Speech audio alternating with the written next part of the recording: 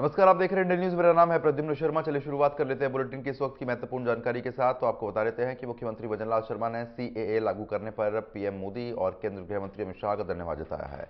उन्होंने कहा है कि लंबे समय से मांग चल रही थी, जो हमारे भाई किसी भी कारण से आज़ादी के बाद पाकिस्तान, अफगानिस्तान और बांग्लादेश में थे, वहां से आपको बता दें कि प्रताड़ित होकर आए थे। चाहे वह हिंदू हो, सिख हो, जैन हो या ईसाई हो, इनको भारत की नागरिकता भी मिलेगी और सारी सुविधा भी मिल पाएगी।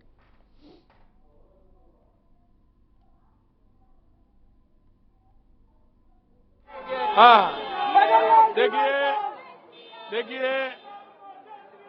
लंबे समय से मांग चल रही थी, जो हमारे भाई थे किसी भी कारण से आजादी के बाद पाकिस्तान, अफगानिस्तान और बांग्लादेश में थे, वहां से जो प्रताड़ित होकर के आए थे, चाहे वो हिंदू हो, चाहे वो सिख हो, जैन हो, ईसाई हो, उन लोगों को सहारा देने के लिए आज मैं देश के यशस्वी प्रधानमंत्री नरेंद्र मोदी जी, माननीय गृह मंत्री जी, माननीय हमारे पार्टी के राष्ट्रीय अध्यक्ष जगत प्रकाश नड्डा जी को मैं बहुत बहुत धन्यवाद और साधुवाद देना चाहता हूं कि देश के यशस्वी प्रधानमंत्री नरेंद्र मोदी जी के नेतृत्व में एक और अच्छा फैसला आया है कि उनको यहां नागरिकता भी मिलेगी और यहां की सुविधाएं भी उनको मिलेंगी। आज ऐसा समय आया है, मैं निश्चित रूप से ये सीएए का जो आज फैसला आया है उसके लिए मैं बहुत बहुत धन्यवाद और साधुवाद देना। तो आगे बढ़ लेते हैं, आपको जानकारी दे देते हैं। सीएए का नोटिफिकेशन जारी होने के बाद बीजेपी प्रदेश अध्यक्ष सीपी जोशी ने कहा कि सीएए किसी धर्म के खिलाफ नहीं है। पिछले 5 सालों में देश के 566 मुस्लिम भाइयों को भी नागरिकता दी गई है। सीएए अब उन सब लोगों को नागरिकता उनमें मिल पाएगी जो पाकिस्तान, बांग्लादेश और अफगानिस्तान से अल्पसंख्यक हैं और वहां से प्रताड़ित होकर भारत आ गए थे। जोशी ने यह भी कहा है कि ये सहयोग है कि हम रामलला के दर्शन करके लौटे और नागरिकता संशोधन कानून लागू हो गया। आपने देखा है कि पिछले यूपीए की सरकार में किस प्रकार से वहां जहां 23% से ज्यादा है हिंदू आबादी थी, वो घटकर 3%, फिर 1.5% रह गई। कैसे लोग प्रताड़ित होकर आते रहे, लेकिन उनकी कोई सुनने वाला नहीं था, उनको कोई सुविधा देने वाला नहीं था। अपने ही वतन में बेघर थे, उनको मकान की जमीन नहीं मिल पाती थी, उनको बिजली का कनेक्शन नहीं मिल पाता था, उनको आयुष्मान कार्ड की लाभ नहीं मिल पाता था, उनको उज्ज्वला का कनेक्शन नहीं मिल पाता था। ऐसे में 11 वर्षों के बाद कोई नागरिकता लेने का उसमें प्रावधान था, लेकिन नया कानून माननीय मोदी जी के नेतृत्व में अमित शाह जी लेकर आए और इस कानून के पास होने के बाद अब 11 वर्षों का इंतजार खत्म, 5 वर्षों के अंदर ही वो उनको नागरिकता मिलेगी, सारी सुविधाएं मिलेगी।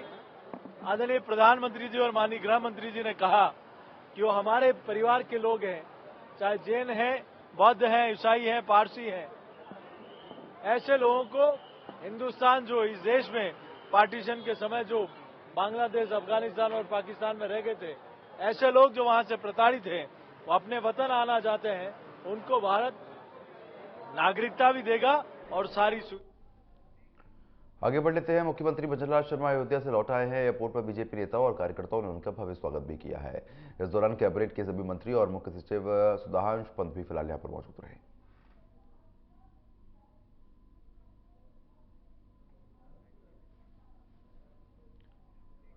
चूरू से बीजेपी सांसद राहुल ने सोमवार को, आपको बता दें कि कांग्रेस में शामिल हो गए हैं। दिल्ली में कांग्रेस अध्यक्ष मल्लिकार्जुन खड़गे ने अपने निवास पर दुपट्टा पहनाकर उनको कांग्रेस से रिश्ता दिलाई है। इस मौके पर कांग्रेस प्रदेश अध्यक्ष गोविंद सिंह डोटासरा और नेता प्रतिपक्ष टीकाराम जूली भी मौजूद रहे। इस मौके पर आपको बता दें कि राहुल कस्बा ने कहा है कि बीजेपी में रहते हुए ये महसूस किया कि समांतवादी सोच आगे बढ़ती जा रही है, किसान की आवाज़ को अनसुना हो रहा है, इसलिए मैंने फैसला किया है कि कांग्रेस अब ज्वाइन कर रहूंगा। कांग्रेस में रहकर अपने क्षेत्र के लोगों की मजबूती के लिए काम भी लगातार करता रहूंगा।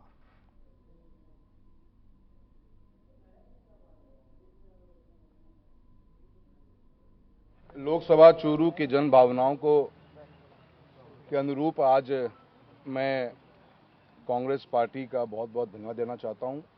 कांग्रेस पार्टी के राष्ट्रीय अध्यक्ष खड़गे साहब का, आदरणीय श्रीमती सोनिया गांधी जी का, राहुल गांधी जी का, और साथ ही साथ में हमारे राजस्थान के कांग्रेस के अध्यक्ष डोटासरा साहब का, जूली साहब का, रंधावा जी का कि आज उन्होंने मुझे कांग्रेस के अंदर शामिल किया है, इस परिवार का मुझे हिस्सा बनाया है। मैं इस उपलक्ष्य पे देश के प्रधानमंत्री जी का धन्यवाद देना चाहता हूं। 10 साल उनके नेतृत्व में मुझे मेरी लोकसभा क्षेत्र की लोगों की, जनता की सेवा करने का एक मौका मिला है। आज कांग्रेस पार्टी के अंदर शामिल होने पर मेरी लोकसभा के अंदर जन भावनाएं जिस रूप में थी, किसान कौम जिस रूप से परेशान थी, उसकी आवाज़ को दबाया जा रहा था। सामंतवादी सोच के लोगों की जो सोच थी वो आगे बढ़ती जा रही थी और किसान की आवाज़ को अनसुना किया जा रहा था। ऐसे अनेकों मुद्दे रहे जिन मुद्दों के ऊपर मैंने आज कांग्रेस पार्टी के परिवार का हिस्सा बनने की, मेरी लोकसभा की मेरे जो कार्यकर्ता हैं, मेरे लोगों की आवाज़ को सुनते हुए आज मैं इस पार्टी का परिवार में शामिल हुआ हूँ। मैं बहुत बहुत धन्यवाद खड़गे साहब आपका देना चाहता हूँ और कांग्रेस पार्टी में रहकर मैं मेरी लोकसभा के क्षेत्र की लोगों की आवाज़ को और मजबूती से और क्षेत्र के अंदर विकास कार्यों को कराने में आगे काम करता रहूँगा। तो आगे बढ़ लेते हैं। केंद्रीय मंत्री और अलवर लोकसभा सीट से बीजेपी के प्रत्याशी भूपेंद्र यादव ने कहा कि अशोक गहलोत के बहुत सारे भुगतभोगी लोग हैं, जिनमें बाबूलाल नागर से लेकर मदिरना तक है, इसलिए गहलोत को ईडी और केंद्र सरकार पर टिप्पणी करना शोभा नहीं देता है। उन्होंने भजनलाल सरकार को कहा है कि पुंत के पांव पाले में ही नजर आ जाते हैं। सोमवार को अलवर शहर के मोती डूंगरी पर अपने चुनाव कार्यालय के उद्घाटन पर वो पहुंचे हुए थे। इस दौरान उन्होंने मंच से कार्यकर्ताओं को संबोधित किया और मीडिया से बातचीत करते हुए भूपेंद्र यादव ने अशोक गहलोत के ईडी और केंद्र सरकार पर दिए गए बयान का पलटवार किया। उन्होंने कहा है कि कांग्रेस ने इमरजेंसी की कालिक पोती संवैधानिक संस्थाओं को गिराने का काम किया, देश के लोकतंत्र को एक परिवार का बंधक बनाने का काम किया है। हमारे शीर्ष नेतृत्व प्रधानमंत्री नरेंद्र मोदी जी को पूर्ण आभार व्यक्त करता हूं कि उन्होंने और पार्टी के शीर्ष नेतृत्व हमारे राष्ट्रीय अध्यक्ष जी माननीय अमित भाई ने मुझे अलवर की जनता का सेवा करने का जो अवसर दिया है। और जब से मैं आया हूं, अलवर के सभी हमारे परिवार का आत्मीय स्वागत मुझे मिल रहा है। मैं यहाँ की जिम्मेदारी लेकर पूर्ण सेवा करने का संकल्प लेता हूं। आज हमारे भारतीय जनता पार्टी के लोकसभा कार्यालय का विधिवत उद्घाटन हुआ है। हमारे पार्टी के वरिष्ठ नेता माननीय ज्ञानदेव जी, पंडित धर्मवीर जी, जो पार्टी की हमारी पुरानी पीढ़ी, जिन्होंने जनसंघ के समय से इस पार्टी को यहाँ पर सींचने का काम किया, और वर्तमान में हमारे सांसद मेरे से पहले महंत बालकनाथ जी, हमारे विधायक संजय जी, रामेश जी, हमारे विधायक प्रत्याशी मंजीत जी, भाई जयराम जाटव जी, हमारे सभी साथीगण जिन सबका मैं नाम लेना चाहूंगा, हम सब ने आकर के आज यहाँ कार्यालय का उद्घाटन किया है। आचार्य प्रद्युमन जी, जो हमारे पूरे इलाके में सनातन और वैदिक विषयों के ज्ञान शिक्षण के लिए कार्य करते हैं, उनका भी आशीर्वचन हमको प्राप्त हुआ है और हम आज बाबा भर्तृहरि के दर्शन सबसे पहले करने जाएंगे। जगन्नाथ जी के, जो हमारे अलवर की पूरी परंपरा रही हजारों साल की, और अलवर की जो तपस्थली, महंत हमारे सभी लोग वहां पर सिर नवाते रहे, महाराज भर्तृनाथ जी की, जिन्होंने पूरे भारत की सनातन संस्कृति में वैराग्य शतक, श्रृंगार शतक जैसे ग्रंथों की भी रचना करी, और अलवर उनकी तपस्थली है, वहां नमन करेंगे और फिर विधिवत कल से हमारे विधानसभा कार्यालयों का भी उद्घाटन प्रारंभ। नीमगढ़ थाना के जिला अस्पताल में पूर्व विधायक प्रेम सिंह बाजोर ने एम्बुलेंस और सीबीसी मशीन का उद्घाटन किया है। बाजोर ने आपको बताने कि एम्बुलेंस को हरी झंडी दिखाकर अस्पताल के लिए रवाना किया। इस दौरान नीमगढ़ थाना जिले के सीएमएचओ समेत सैकड़ों लोग मौजूद रहे हैं। इस मौके पर पूर्व विधायक ने कहा है कि एम्बुलेंस मिलने से गंभीर मरीजों को समय पर इलाज मिल सकेगा, साथ ही अब सीबीसी करवाने के लिए घंटों का इंतजार भी नहीं करना पड़ेगा।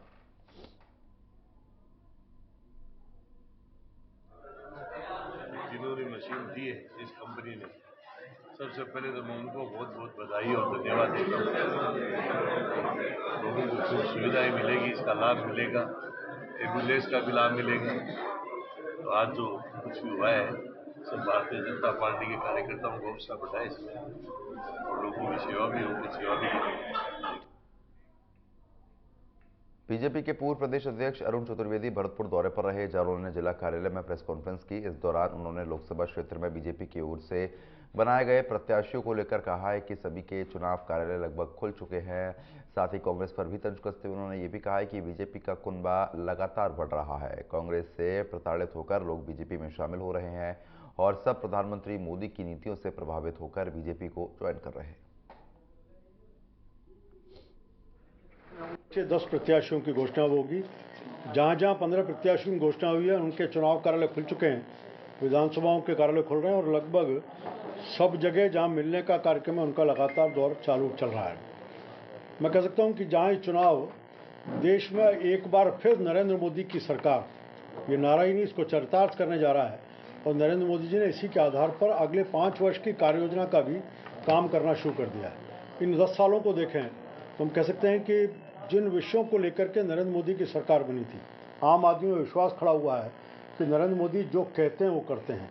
ये मोदी का वादा है, पूरा होगा, ऐसी आश्वस्ता है। चाहे शौचालय का विषय होगा, जनधन के खाते खोलने की बात होगी, अन्नपूर्णा योजना होगी।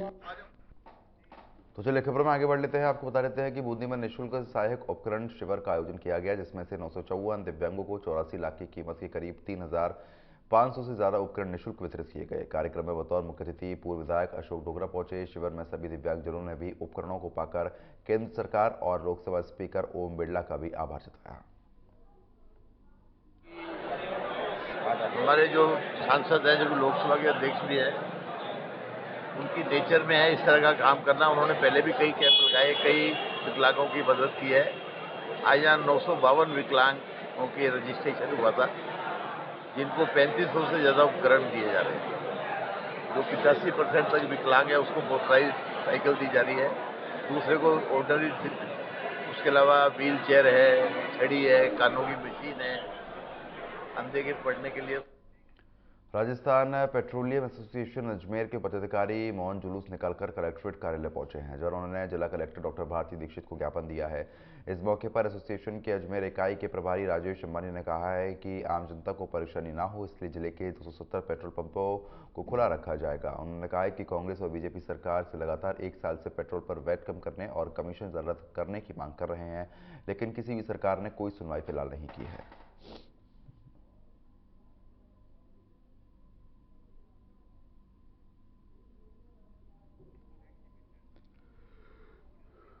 आगे बढ़ते हैं। खबर सुमेरपुर के तखतगढ़ से, जहां पर इंडिया न्यूज़ की खबर देखने का उस पर असर मिला है। दरअसल रविवार को इंडिया न्यूज़ राजस्थान ने तखतगढ़ कस्बे में 32 में से 10 सीसीटीवी कैमरे बंद होने की खबर प्राथमिकता से चलाई थी, जिसके बाद तखतगढ़ पालिका अध्यक्ष ललित ने पुलिस थाने पहुंचे और आपको बता दें कि जहां पर करीब 11 कैमरे उन्हें बंद मिले। पालिका अध्यक्ष ने सभी सीसीटीवी को ठीक कराने के निर्देश दिए। इस मौके पर उन्होंने कहा है कि 2 दिन के अंदर सभी कैमरे फिलहाल ठीक करवा दिए जाएंगे।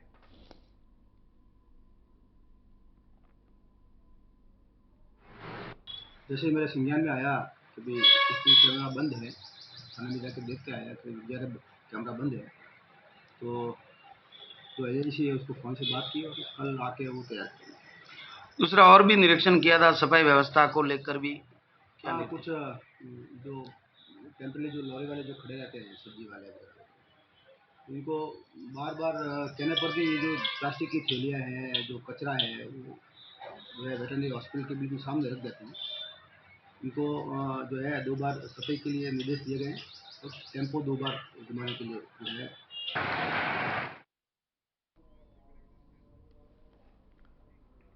तो आगे बढ़ते हैं। डीग के पाई गांव में बता दें कि जुरहेरा पुलिस ने ऑपरेशन एंटीवायरस के तहत कार्रवाई करते हुए सोने की ईंट के नाम पर जैसा देकर ठगी करने वाले 3 आरोपियों को गिरफ्तार किया है, जिनके पास से पुलिस ने सोने की 2 नकली ईंट और कई अन्य सामान बरामद कर लिए। पुलिस अधीक्षक राजेश कुमार मीणा ने बताया है कि तीनों शातिर आरोपी पीतल की ईंट को सोने की ईंट बताकर सस्ते दामों का जायजा देकर लोगों को बुलाते थे और फिर उन्हीं के सामने पीतल की ईंट के कोने पर असली सोने का बुरादा लगाकर रखते थे, जिसके बाद वे ईंट खरीदने आए शख्स को हथौड़े से नकली ईंट के एक कोने से सैंपल काट कर देते थे, जिससे लोग उनके चंगुल में आ जाते थे।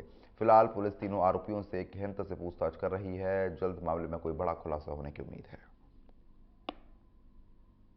हमारा जो एंटीवायरस ऑपरेशन है उसी के साथ जो ठगी करते हैं उनमें एक प्रकार का तरीका ये भी है कि जो नकली सोना ईंट दिखाकर और ये जो विक्टिम है उनको निशाना बनाते हैं, उनसे ठगी करते हैं। तो इसी क्रम में एडिशनल साहब कामा के नेतृत्व में जोरेरा थाने की टीम, डीएसपी टीम और कामा थाने की टीम, इन सभी ने मिलकर, एसएचओ पहाड़ी, इन्होंने मिलकर एक गिरोह का पर्दाफाश किया।